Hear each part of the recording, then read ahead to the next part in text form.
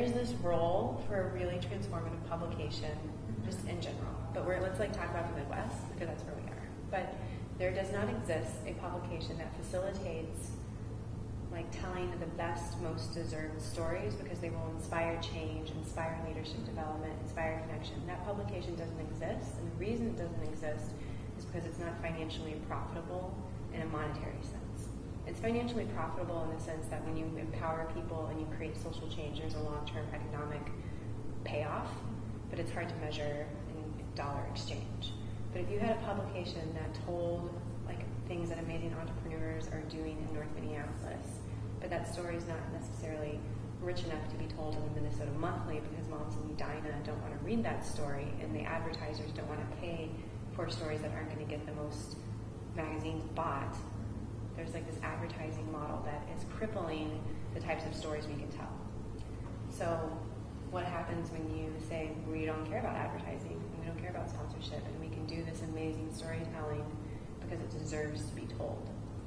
So I think that would be the ultimate vision for Pollen. I think we try to do that the best we can at where we are right now with an all-volunteer capacity. Everybody that works on Pollen has full-time jobs outside of that. We also work on PaperDarts. We have other organizations we're involved in, so we're at a very limited capacity right now. But with more capacity, I think there's this possibility for a really transformative publication.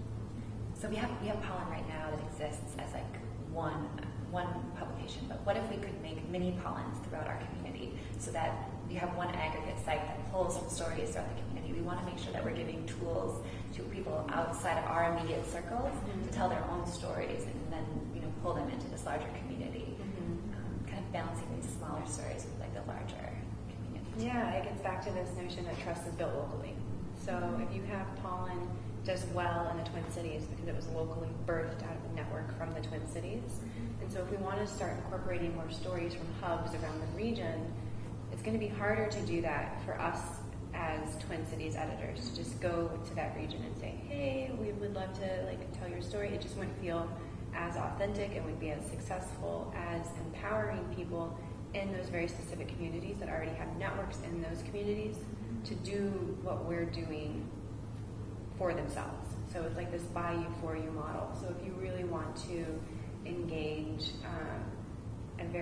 if you wanted to engage a female Hmong community in Pollen, instead of just telling one of their stories and telling one female entrepreneur story in an issue of Pollen, empower that community to start doing their own story sourcing and their own storytelling and give them the tools to do that, to create these hubs, and then trickle it up to kind of the mothership or something.